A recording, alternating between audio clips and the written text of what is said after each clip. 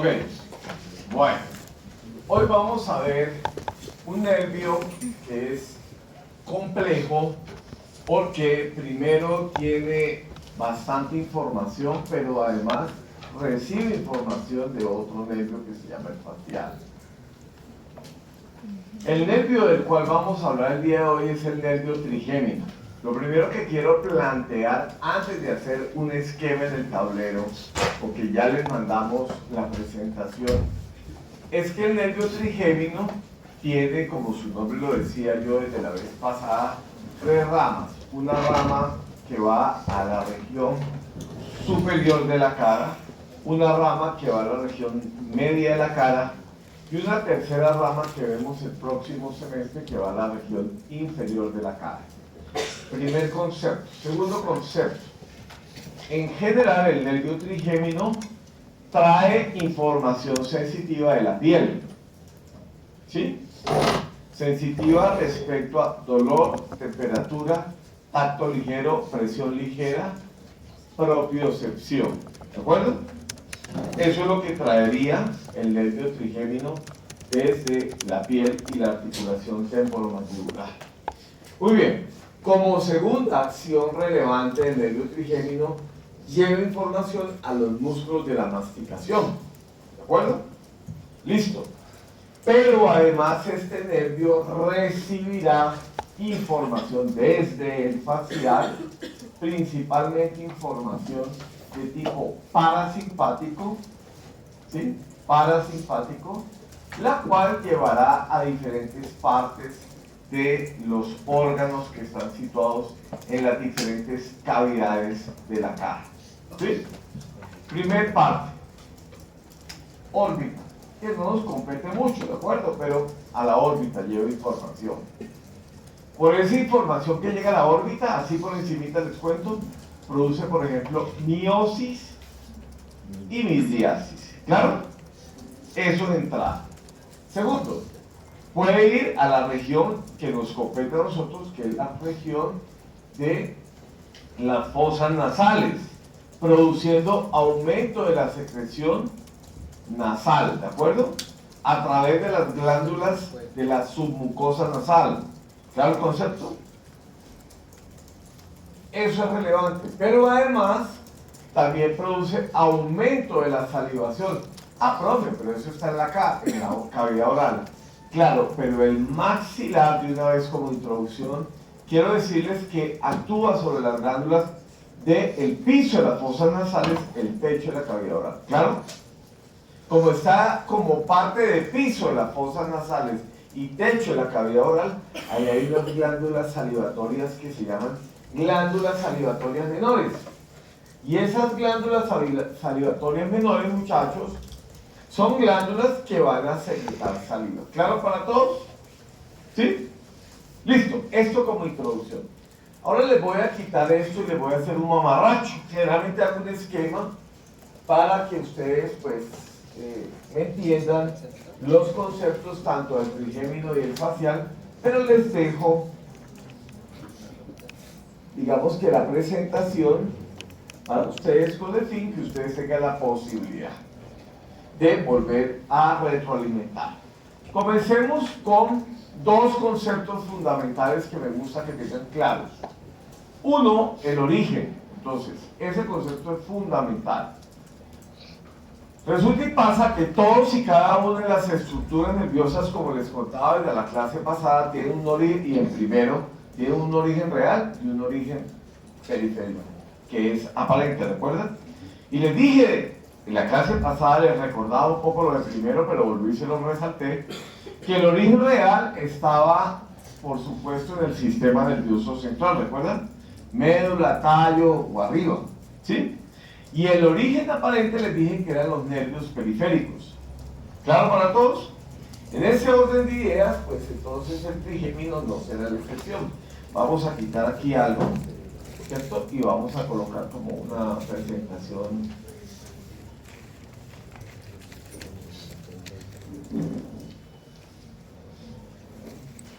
Hacemos una presentación nueva, que sea blanca. ¿Sí? con el fin que pues, no moleste. Preciso, la lámpara del medio está dañada. Bueno, entonces resulta y pasa que vamos a dibujar de entrada el nervio trigémino. Pero antes de dibujarlo les voy a contar el origen real y el origen aparente, ¿de acuerdo? Comienzo con el origen aparente. ¿Cuál es el origen aparente? Un ganglio que les conté que se llamaba el ganglio semilunar, ¿recuerdan? Ese ganglio semilunar va a emerger de un tallo cerebral. Y a partir de la emergencia del tallo cerebral, específicamente en el puente del tallo cerebral, se origina la parte aparente. ¿Claro el concepto? Del nervio trigémino. Este es el origen aparente de aquí para adelante. Y entonces el origen aparente tiene tres ramas, como les conté. Una rama 5.1, una rama 5.2 y una rama 5.3. ¿Claro? Esto es aparente. El origen real será dentro del tallo cerebral. En el tallo cerebral tiene tres núcleos sensitivos parecidos pero diferentes, similares pero con funciones diferentes, y entonces son núcleos. Comienzo con los tres núcleos sensitivos, por eso les digo similares. Un sensitivo que se llama mesencefálico, un sensitivo que se llama pontino y un sensitivo que se llama espinal. O sea, tres núcleos dentro del origen real. ¿Claro? Y un motor. Un cuarto núcleo, dibujé por lápiz rojo, que es un núcleo motor. ¿Listo? Este es el origen real y ese es el origen aparente. ¿Por qué llegas tarde? Hola. ¿Por qué llegas tarde? Porque había mucho tráfico y no me parece. Yo también venía en Transmilenio. Perdóname, mírame, te estoy hablando. No me voltees la cara. Eso es falta de respeto con tus compañeros y conmigo. ¿Te quedó claro? La próxima vez que llegues, ni entres. Conmigo. Óyeme. No tienes buena actitud. ¿Cómo te llamas? Sofía. Tienes que bajarle. Yo te llevo a ti años luz. Entonces, por favor, tienes que decir, sí, qué pena, doctor. La próxima vez me levanto más temprano, tengo mejor actitud. Yo sé que vienes angustiada, pero tienes que levantarte. Si yo me levanto más temprano por ustedes, que soy un viejo, ¿qué es lo menos que tengo que hacer? Levantarse temprano también. Siéntate, por favor. Entonces, resulta y pasa que hay unos núcleos de origen real, los cuales van a estar situados en el tallo cerebral. Estos núcleos son tres núcleos sensitivos y van a ser los siguientes. El primer núcleo se llama el núcleo mesencefálico.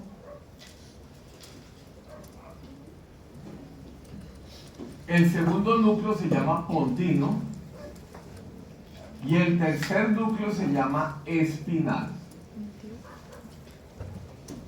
Esos tres núcleos, como les dije, son de origen sensitivo, pero tienen ligeras diferencias y están situados en diferentes partes. El espinal tiene que ver con dolor, recepción de dolor y temperatura. El pontino tiene que ver con discriminación.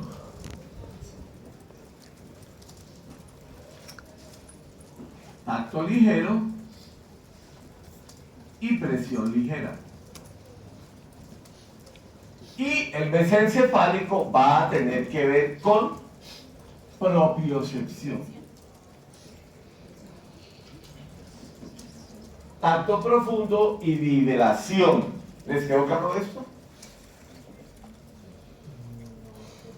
Tacto profundo y vibración básicamente es el que permite la propiocepción es el que permite saber qué tan estirado o qué tan contraído o qué tan relajado estará un músculo.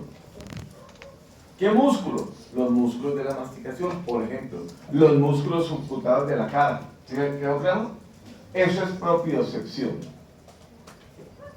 Discriminación es reconocer sin ver dos agujitas o dos uñas muy cerca de la piel, tóquense, y ustedes tienen la posibilidad, sin mirarse, de saber que tienen dos uñas cerca una de la otra, ¿cierto?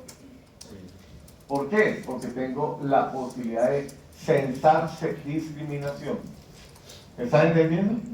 Y finalmente, si yo pusiera temperatura o si yo me coloco la mano fría o caliente, pues yo sé que es temperatura o dolor también. ¿Claro el concepto? Esos son los sensitivos origen real. Y por último hay otro núcleo, que es el cuarto, que es el motor. Motor, dije, de entrada para los músculos de la masticación, que no vamos a ver este semestre. El próximo semestre veremos el componente 5/3, por lo tanto, 5/3 quiero contarles que están acá. Sale este núcleo, pasa así y llega acá. Nosotros este semestre vamos a centrarnos en 5.2 con un poquitico de explicación de 5.1. ¿Claro para todos? Listo, comencemos.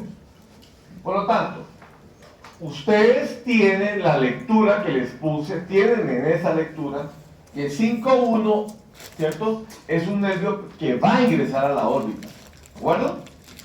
Que el ganglio semilunar está ubicado en el peñasco, es decir, este mamarracho que creo que ya eso lo había dibujado, pero se los vuelvo a dibujar. Este mamarracho acá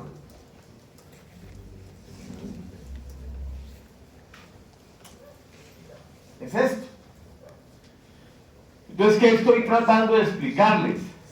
Que el ganglio semilunar está en el peñasco, que emergió del tallo, ¿cierto? Y que se dirige lateral a la silla turca, ¿sí se acuerdan? Por un espacio que se llama seno venoso cavernoso, que está muy bien explicado en la tarjeta. Y que acá en la parte anterior llega a las dos alas menores, ¿se acuerdan? Y que debajo de las alas menores tengo una fisura, que se llama la fisura orbitaria superior. ¿Estamos de acuerdo todos? Listo, muy bien. Entonces, ese nervio 5.1, cuando ingresa a la órbita, en ese instante, allá en la fisura, muchachos, es decir, acá, se divide en 3 ramas terminales dentro de la órbita. ¿Dónde se divide? Aquí en la puerta de entrada, fisura orbitaria superior. La primera rama que la voy a colocar acá se llama lagrimal.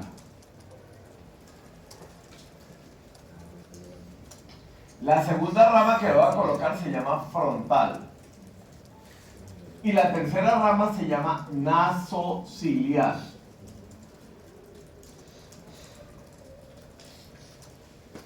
¿Claro para todos? Son las 3 ramas que ingresan a la órbita. ¿Claro? Ellas recorren toda la órbita y terminan esta en el ángulo más interno de la órbita, saliendo a la piel periorbitaria y de la nariz en el ángulo más interno de la órbita. ¿Estamos de acuerdo? ¿Cuál? La nasociliar, la más interna. Ángulo más interno de la órbita, ¿de acuerdo? Y dorso de la nariz. Segundo, frontal. Termina en la parte frontal. Aquí en la glabela de la nariz, aquí, y toda esta región de la frente, hasta el cuero cabelludo. Por eso mostraba el dibujo todo eso verde, ¿recuerdan? ¿Sí? Frontal. Y lagrimal, que finalmente perfora la glándula, que la voy a dibujar acá, perfora la glándula lagrimal Porque recuerden que la glándula lagrimal está situada acá, en una fosita del hueso frontal que se llama la fosita para la glándula lagrimal. Perfora la glándula lagrimal y sale por el ángulo externo de la órbita. ¿Preguntas, dudas? Señor. No. Yo lo mandé a usted leer. O sea, yo no vengo a dictar clases. Yo vengo a interactuar con ustedes. Son 3 ramas terminales, una interna nasociliar, una superior que se llama frontal y una externa lagrimal. Esto de repetir, no. Por favor, ya son de segundo. Les ruego el favor que pongan cuidado. Muchachitos, levantemos el cuento, ¿no? Bien atentos y previamente leídos, por favor. Entonces, eso es 5.1, ¿quedó claro? Quiero agregarle una cosita a ese 5.1, mis amores. Quiero agregarle que el naso ciliar está conectado con un ganglio, que se llama el ganglio ciliar.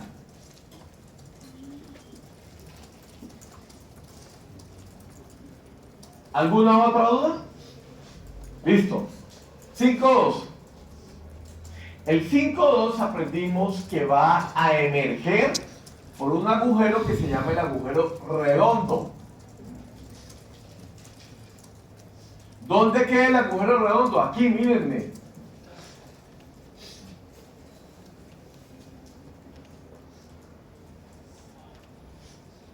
Y entonces él emerge por el agujero redondo y se dirige a la fosa pterigopalatina. Uy, profe, ¿será que usted nos eche una repasadita de fosa pterigopalatina? ¿O no hay problema? Pregunto. Yo con un grupo la repasé allá abajo, pero con un solo parte del grupo que estaba conmigo. ¿El resto necesita que yo le repase la fosa pterigopalatina? ¿Sí o no? Sí. Listo, se la repaso. Entonces, vamos a dibujar la fosa pterigopalatina ya, en esa parte del tablero.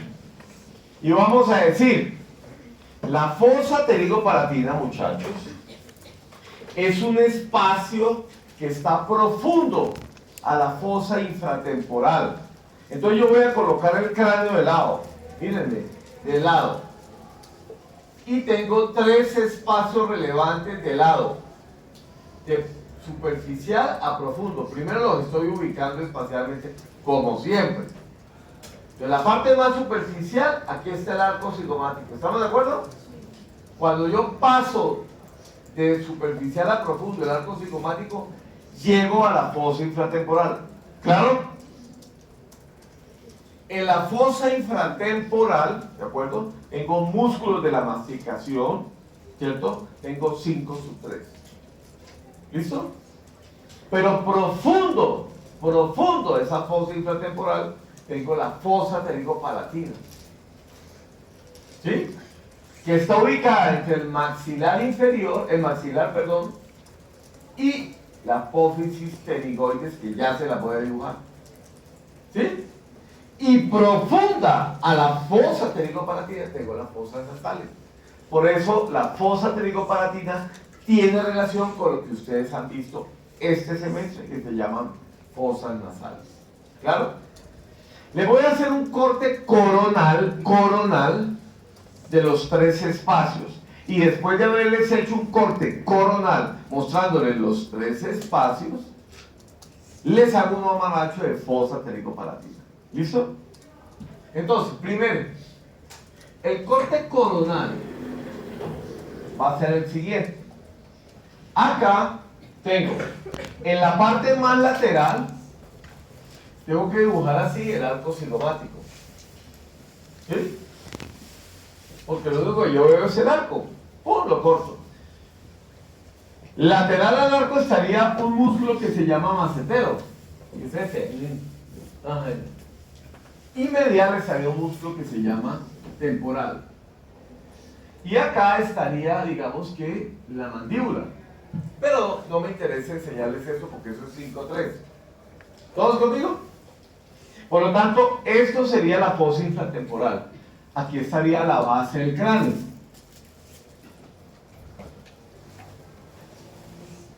¿Más o menos ubicados? Listo. Les dije, en la profundidad de la fosa infratemporal voy a encontrar primero la mandíbula posterior, la mandíbula allá adelante, y acá atrás voy a encontrar las apófisis pterigoides, con una ala externa y con un ala interna que tiene un gancho, ¿se acuerdan? ¿Sí?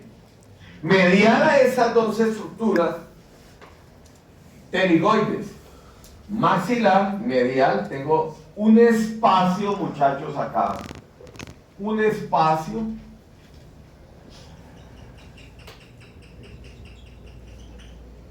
que se llama el espacio fosa pterigopalatina. ¿Estamos de acuerdo? ¿Más o menos ubicados? Y el espacio fosa pterigopalatina, ¿se acuerdan que les enseñaron que había un hueco arriba? Que se llamaba el seno palatino. Por ahí llego con información hacia las fosas nasales. Este es el septo nasal y esta sería como la fosa nasal de un lado y la otra estaría acá.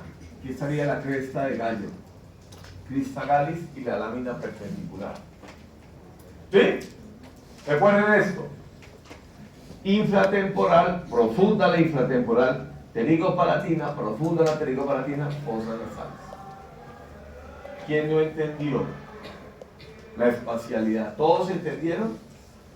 ¿Todos entendieron la espacialidad? Listo. Ahora les voy a dibujar específicamente esto, pero de lado. Ya no coronal, sino de ladito. Les borro acá y les explico la fosa pterigopalatina de ladito. Entonces dije, los límites de la fosa pterigopalatina son adelante, adelante está el maxilar, dije, ¿sí o no? En el maxilar tengo unas piezas dentarias, ¿sí se acuerdan? Y acá estaban los alvéolos de las piezas dentarias.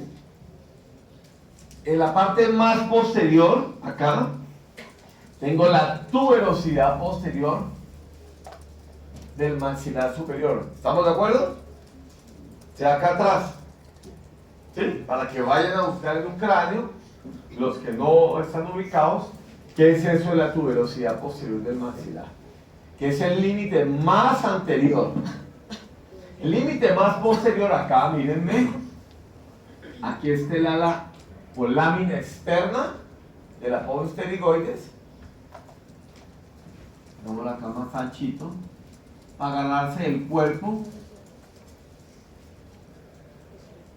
¿cierto? Y el ala interna con un gancho de las apófisis pterigoides. ¿De acuerdo o no? ¿Más o menos? Listo. Profe, ¿dónde ingresa uno a la fosa? Por aquí. A la profundidad. Eso se ve oscuro en los cráneos. Por esta hendidura. Por esta puertita.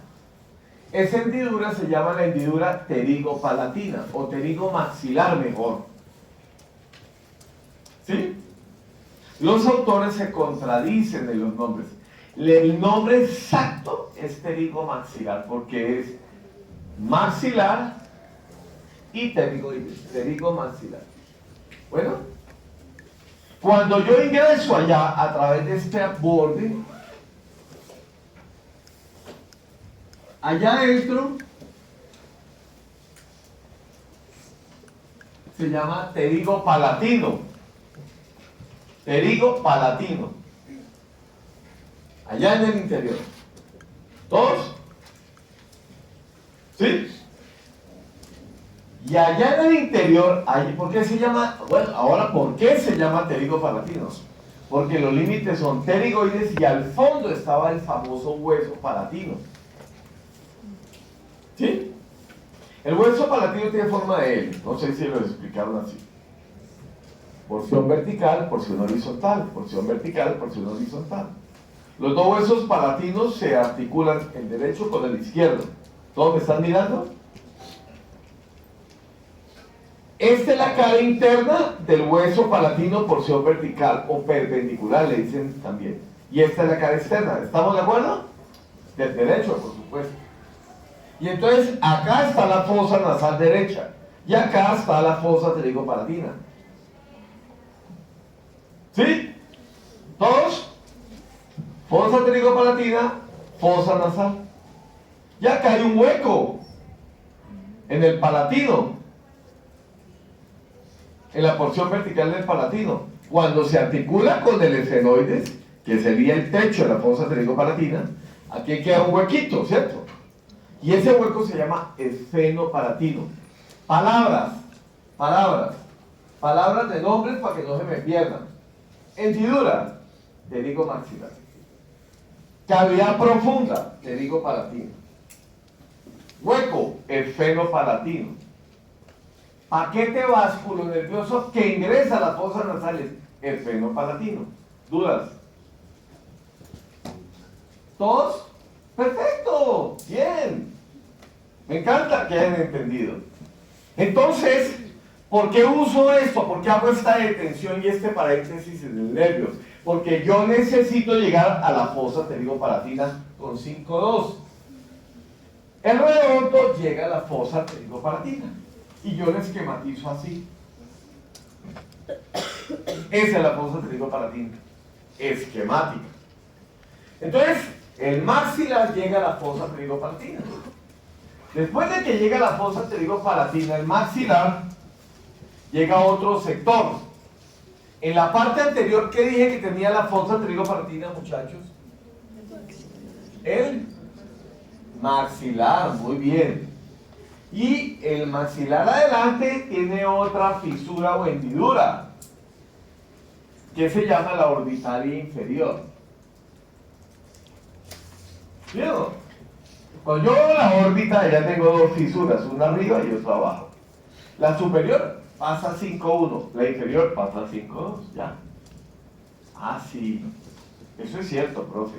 Entonces pasa la 5-2 desde la fosa pterigopalatina, alarguémoslo un poquito más para que no se me vayan a perder, porque el límite anterior de la fosa pterigopalatina es el maxilar y la fisura orbitaria inferior de la órbita. Por lo tanto, el nervio llega al piso de la órbita y luego se mete por un túnel del piso de la órbita y luego llega a un agujero que se llama infraorbitario. ¿Quién está perdido? ¿Quién está perdido? ¿Todos conmigo? 5-1, 5-2. Muy bien.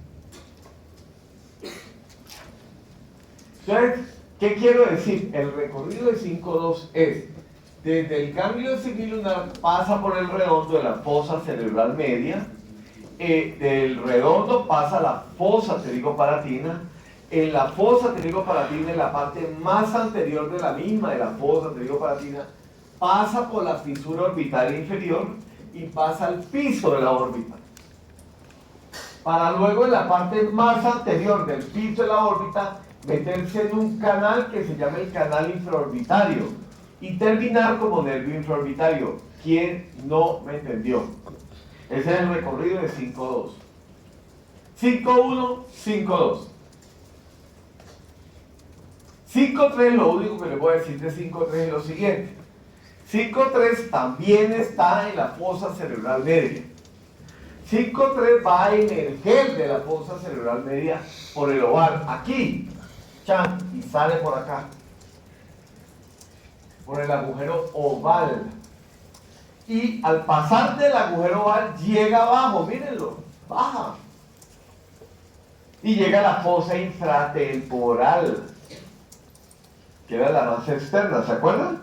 Y en la fosa infratemporal, por supuesto, va a dar unas ramas para la cavidad oral, otras para la mandíbula, otra para los músculos de la mano. ¿Me entendieron? ¿Listo? Y esa la retomamos en tercero, conmigo también, comenzando el semestre. ¿Listo? Bien.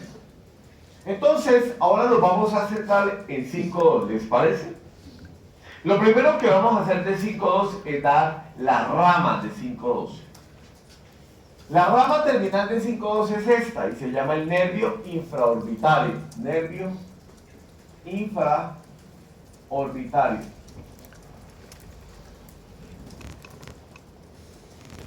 ¿Cuándo deja de llamarse maxilar? En el tercio medio del piso de la boca, del piso de la órbita, perdón. Cuando pasa por un surco es como esos canales que hay en las vías, ¿no? Un surco que se llama el surco infraorbitario.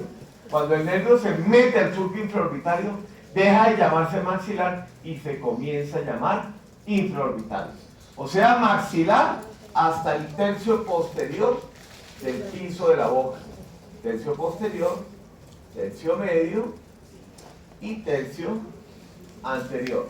3/3 del piso de la boca lo acabo de dividir. ¿Me entendieron? ¿Quién dice eso? Pues la Tapies Ruiz dice eso. Y te estoy. Hay 3/3 en el piso de la órbita. En el tercio posterior, cuando el nervio maxilar ingresa al piso de la órbita, sigue llamándose maxilar, perdón. Pero ya en el tercio medio se mete al surco. Y como el surco se llama infraorbitario, deja de llamarse maxilar y se comienza a llamar infraorbitario, que es la rama terminal. ¿Me entendieron? Bien. Listo. Ese es el recorrido del nervio. Otra cosa importante son las ramas colaterales.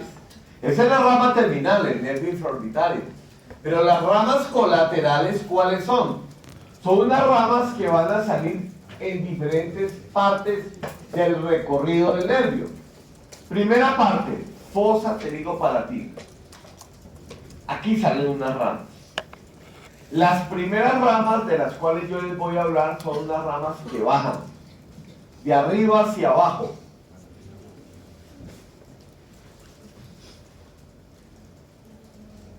Esas ramas que bajan se llaman nervios palatinos, ¿recuerdan? La anterior se llamaba palatino mayor o anterior y la posterior se llamaba palatino posterior o menor. ¿Bueno? Esas ramas palatino mayor y palatino menor llegaban aquí. Recuerden que acá está la bóveda palatina, ¿sí se acuerdan?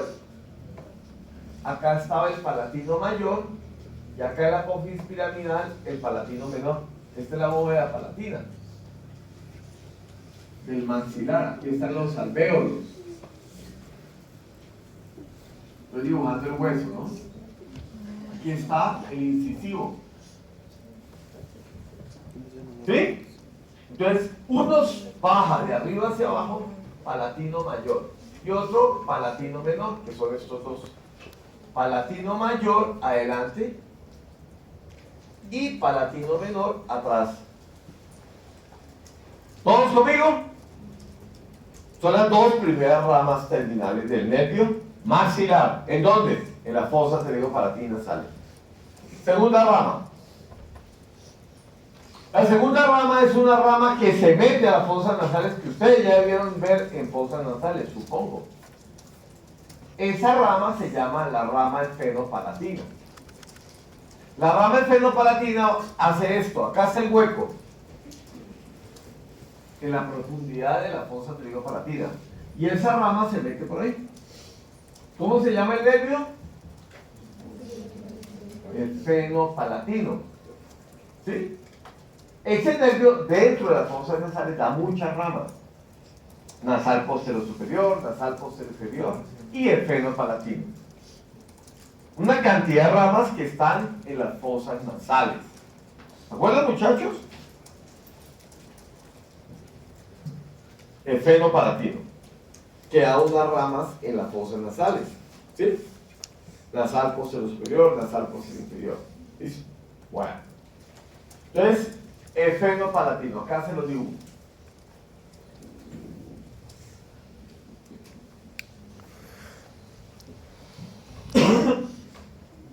Otra rama que sale en la fosa pterigopalatina del nervio maxilar. Eso prende y apaga, ¿no? Está prendido ahorita. Veo, pues. Sí, no creo que esté tan loco todavía. Sí estoy un poquito, pero no tanto.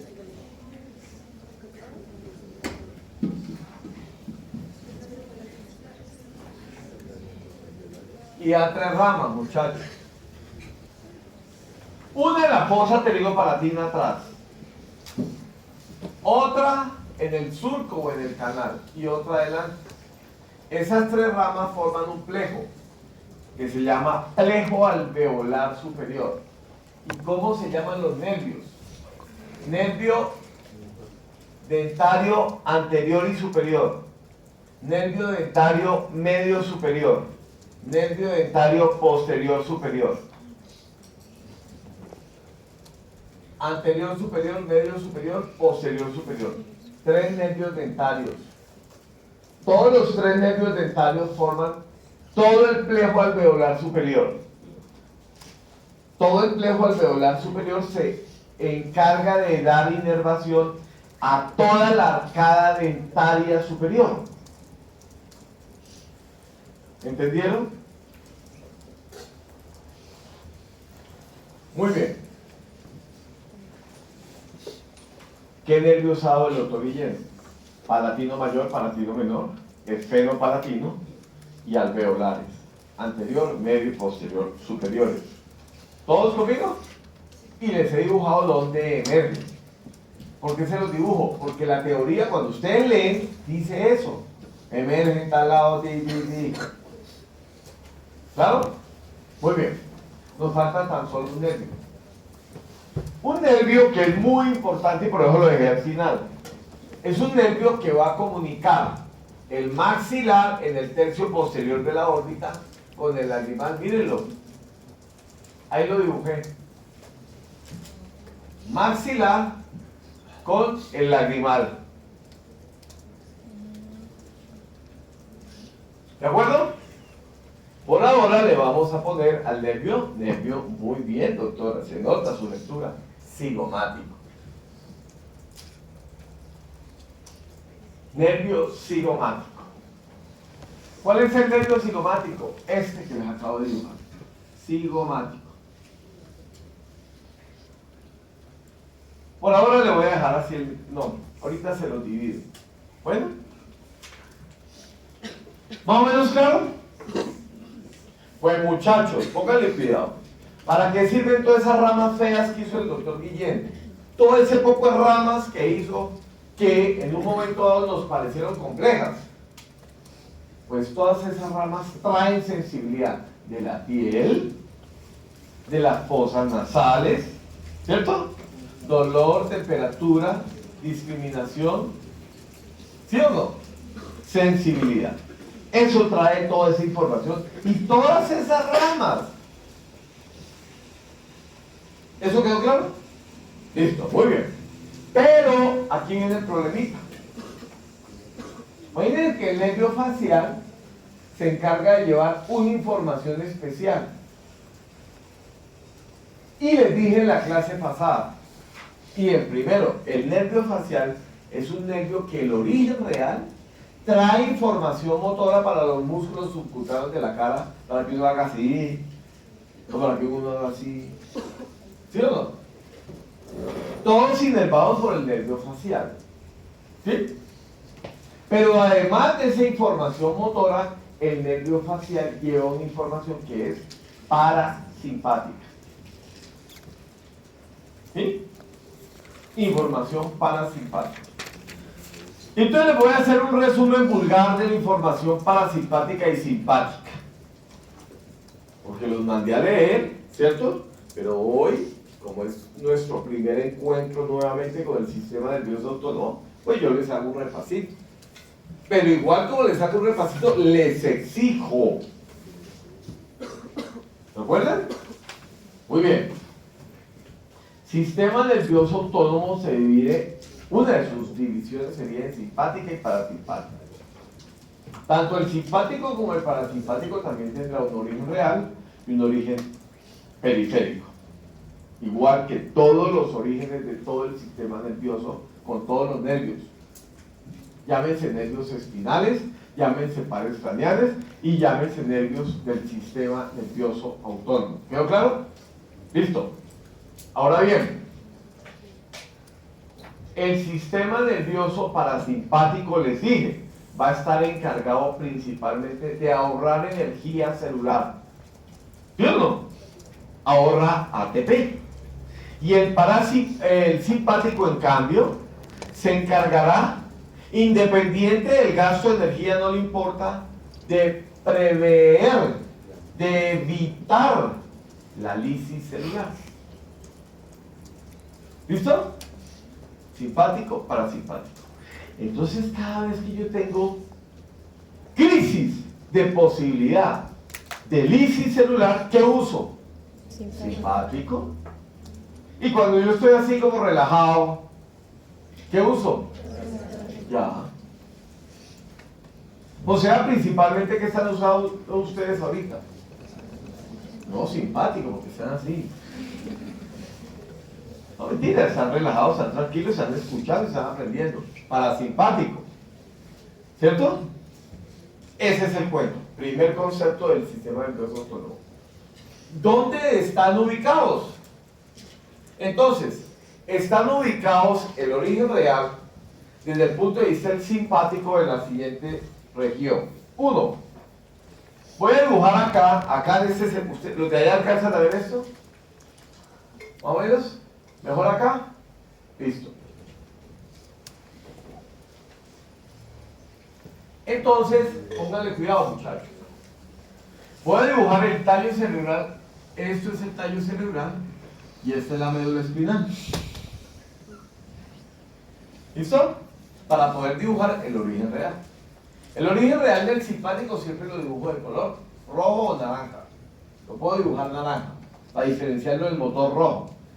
Entonces, acá hay unas columnas de núcleos a cada lado de la columna vertebral entre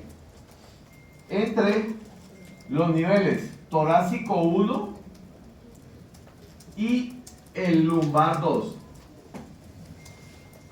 ¿Sí? Es decir que el recorrido va desde la torácica 1, la primera vértebra torácica, hasta la lumbar 2. ¿Sí? Ahí está situado tanto en el lado derecho como en el lado izquierdo de la médula espinal torácica, el origen real de los núcleos, ¿sí?, simpáticos. Y esos núcleos los llaman toracolumbares, muy bien, que están situados en el asta intermedio lateral, dicen los autores, en el asta intermedio lateral. Muy bien.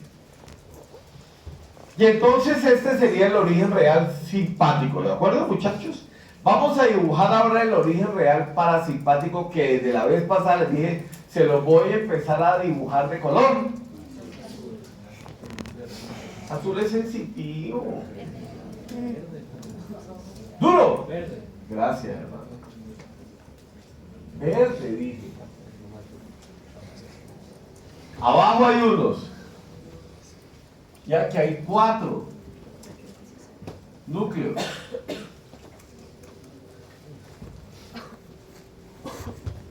¿Sí? Entonces, los libros dicen cráneo sacro. ¿Dónde están los núcleos parasimpáticos? Ah, cráneo sacro, dicen. ¿Cierto? ¿Por qué? Cráneo porque sale en el tallo cerebral y sacro porque sale en el cono medular. Y como dijiste tú, toracolumbar porque sale en la región torácico y primera lumbar. ¿Quién no entendió el origen real del sistema nervioso simpático y parasimpático? ¿Todos? Listo. Ahora vamos a hacerle nervios. Origen aparente. ¿Cuál es el origen aparente de la parte superior parasimpática? Voy a dibujar, obviamente, 2 que me interesan. Uno, que lo dibujo de color rojo, porque lleva información motora se llama séptimo par. ¿Estamos de acuerdo? Otro más arriba que lleva información motora lo llamo tercer par. ¿Sí? Otro que no me interesa que aprendan este semestre, o por lo menos ahora hasta cuello conmigo, noveno par. Y otro que no me interesa sino hasta que lleguen a cuello conmigo, décimo par. Conclusión: los cráneos salen a través de los pares craneanos. Fácil. Es lógico, siempre es lógico. No es de memoria. Los pares craneanos sirven para sacar la información desde el origen real. ¿Me entendieron? Independiente de qué tipo de información esos pares craneanos sacan la información. ¿Eso es claro para todos? Listo. Segundo, ¿cómo sale la información simpática en el tórax? A través de otros nervios también, pero ya no el parasimpático, sino el simpático. ¿Sí? ¿Y cuál es ese nervio famoso del simpático? Un nervio larguísimo, que va de arriba hacia abajo, desde la parte más superior del cráneo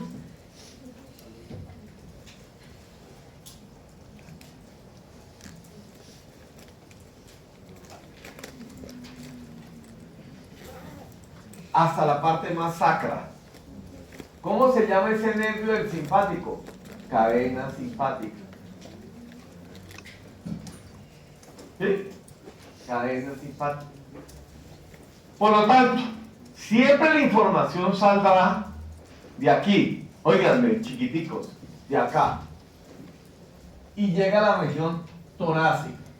Siempre sale desde ahí y llega a la región torácica. ¿Sí? ¿De dónde sale? De los núcleos toracolumbares. ¿A dónde llega? A la cadena simpática cuando está pasando por el tórax.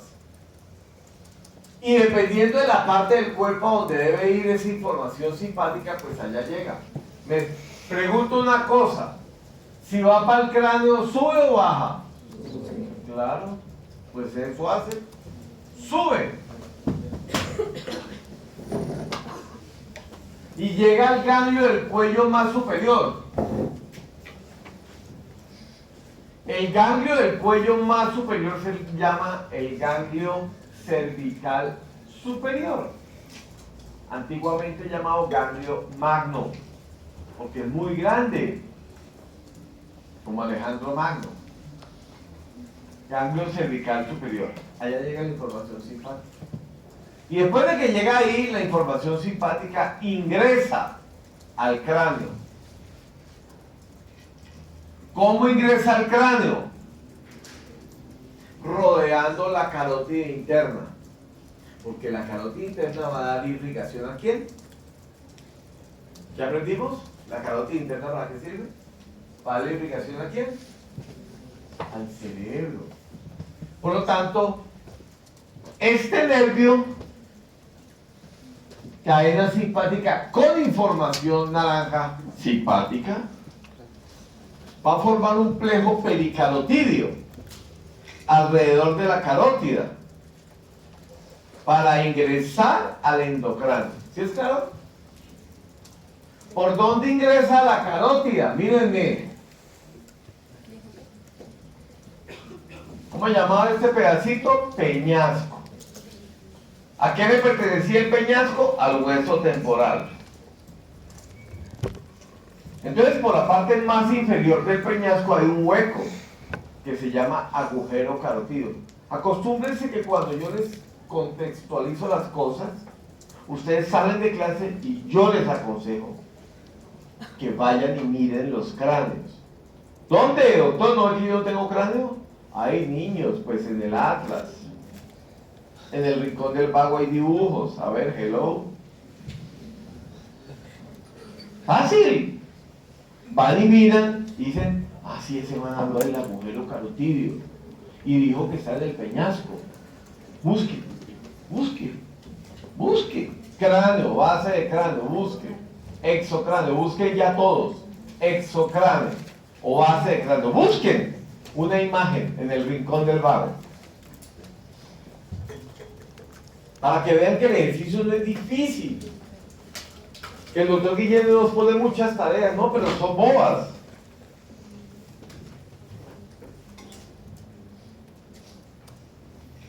Ay, ¿lo viste? ¿Dónde está? Muéstramelo. Ah, yo no sé, tienes que buscarlo tú. Pues esa es la tarea. ¿Cuál es todo, doctor? Que yo no sé. El agujero carotídeo, ¿cuál es? Búscalo. Busca una imagen que tenga nombres. Pues. ¿Qué hubo? ¿Nada? No, ahí no, porque es base de cráneo. Esto es endocráneo. Ahí. No, toca buscarlo. ¿Yo? No, por base de cráneo mejor. ¿Ya lo encontraste? Eso. Entonces sí se cuenta, no es mentira mía, ¿cierto? No, sí es cierto. Y entonces la carótida ingresa por el agujero carotídeo. Si lo encontró uno, lo encuentran todos. Valentina, ¿lo encontraste? No. Pues hay que buscarlo, ¿no? Sí. Muy bien. Ingresa a la base del cráneo. Ingresa al peñasco.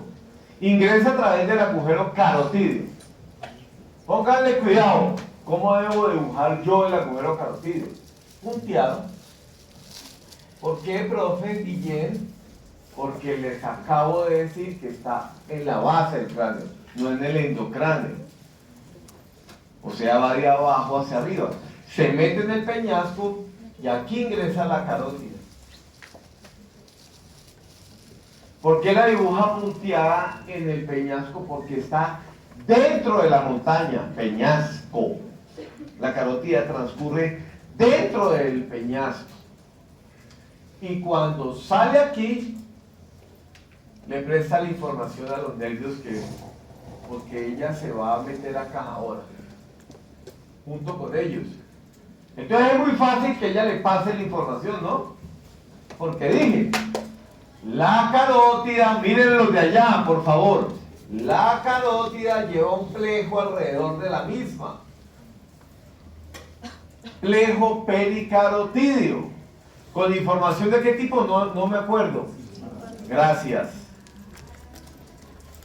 Por tanto, al llegar allá y encontrarse que está pasando por el ladito del trigémino, pues le manda la información simpática.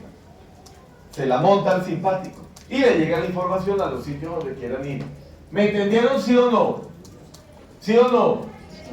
Por lo tanto, concluyo, todas y cada una de las ramas del nervio trigémino llevarán información simpática.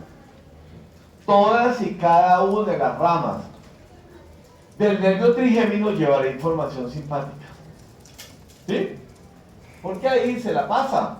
Aquí se la pasó. ¡Chun! ¿Listo? ¿Preguntas, dudas? Hasta ahí. Hasta ahí saben cómo llega la información simpática, señor. No me quedó muy claro dónde le pasa la información simpática al ejemplo. Ya ahorita vamos a meter una cosa un poco más específica. Pero básicamente es cuando llega la carótida, ahí cerca en el seno venoso cavernoso está el agujero lacerado anterior. Y ahí es donde básicamente empieza a suceder el intercambio de información. ¿De acuerdo? ¿Listo? ¿Qué fue lo que yo dibujé ya? Agujero lacerado anterior. Muy bien. Entonces, hasta ahora he colocado, pónganme cuidado, hasta ahora he colocado nervio trigémino con información sensitiva que es azul. Sistema nervioso autónomo con núcleos simpáticos toracolumbares, se los paso a la cadena simpática y la cadena simpática sube esa información al endocráneo. Bueno, no, mentira, al cuello superior, muy bien. Aquí ella me miró como, bien, bien. Y a partir de ahí, a través de la carótida, forma un plejo pericarotídeo, como una enredadera que rodea la carótida, y ahí lleva información simpática. Y cuando llega ya el lacerado, empieza a montársela a las ramas del nervio trigémino. ¿Claro o no? ¿Claro o no? ¿Quién está perdido? ¿Quién está perdido? Levante la mano en este instante. ¿Ninguno? ¿Seguro, no? Listo. Perfecto. Sigo adelante. Ahora voy a montar la información parasimpática, que es más difícil que la simpática. Por eso voy por pasos, por escalones, cada vez más complejo. Y luego retroalimentamos. Bueno, entonces dije, ¿cómo sale la información parasimpática? Pónganle cuidado a esto. ¿Cómo sale la información parasimpática hacia los diferentes órganos de la cara? A través de los pares craneanos. ¿No es cierto? Dije eso. ¿Todos conmigo? Entonces vamos a hacer el primer ejemplo, que es el fácil. No es del maxilar, es del motor ocular común. Ese que está allá arriba. ¿Y para dónde irá el motor ocular común? Piensen. Es para la órbita. ¿No es que la órbita vive el ojo? ¿Y entonces por dónde deberá entrar el motor ocular común? Pues o por la fisura orbitaria superior o por la inferior. Porque por el agujero óptico estaba el óptico. Entonces, pues, o por arriba o por abajo. Creo que por arriba, doctor. Sí, por arriba. Por arriba entran todos los extraoculares, 3, 4 y 6. ¿Sí? Para movilizar los músculos que generan movimiento del globo ocular para las diferentes partes donde uno quiere ver, ¿cierto? Entonces ese ejemplo fácil, motor ocular común, lleva información verde. Miren, ya les voy a montar la información verde. Chan. Va junto con esa motora. ¿Motora para qué? Para los músculos, dijimos. ¿Y verde para qué? Ah, pues la parasimpática. Y usted dijo que con el parasimpático pasaba algo con el iris. Miosis. Ya están aprendiendo. Ya están integrando. Me encanta, muy bien. Ya están aprendiendo a integrar. Fíjense cómo llegaron a las 7 y miren cómo están ahora. Ya están aprendiendo a integrar. Ese es el quid del asunto conmigo. Aprendan a integrar.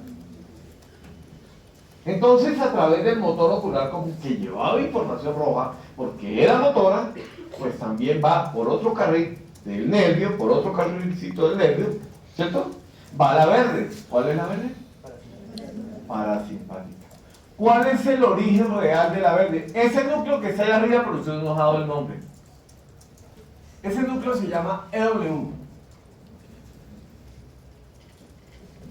Y está en el mesencéfalo, o sea, en la parte más superior del tallo. Y se llama Edinger-Westphal. Así se llama ese núcleo. Lo lleva el facial. El facial lo monta en el motor ocular común, lo mete en la órbita, se lo pega al globo ocular, y esa información parasimpática en el globo ocular produce miosis. ¿Me entendieron? Pero quiero decirles que no solamente produce miosis, produce otra cosa. ¿Ustedes sabían que uno tiene un lente intraocular que se llama cristalino? Bueno, les cuento a los que no sabían. Uno tiene detrás del iris un lente, se llama cristalino. Y ese lente tiene la posibilidad de abombarse o aplanarse, aplanarse, solito, autónomo.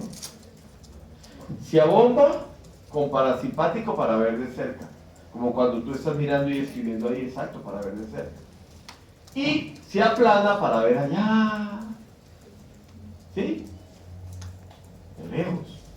¿Claro? ¿Claro? Entonces cuando Contraigo o dilato la pupila en conjunto, en unísono al tiempo, está pasando lo del cristalino. Quiere decir que el sistema nervioso autónomo actúa sobre las dos estructuras intraoculares. Una, iris. Dos, cristalino. Preguntas.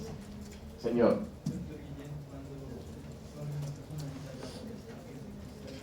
No tiene nada que ver con el cristalino, tiene que ver con el globo ocular. Buena pregunta. Por curiosidad, no tiene nada que ver con la clase, pero buena pregunta. Cuando yo soy miope, imagínense que yo tengo mi ojo como un huevo. ¿Como un huevo? ¿Cómo así? Muy bien, ovalado, alargado. ¿Sí?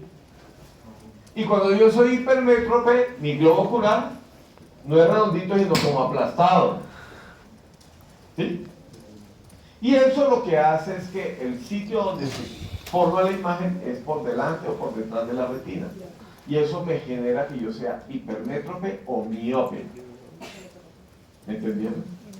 Así, fácil, para uno entender la cháchara de por qué uso gafas. Y el doctor Guillén, ¿por qué va a tener que empezar a usar gafas cuando esté más viejito? ¿Gafas de qué? Presbicia. ¿Sí? Y las gafas de presbicia, ¿qué son? Que el cristalino se endurece. Por tu pregunta estoy echando esta cháchara, perdiendo el tiempo, básicamente. El cristalino deja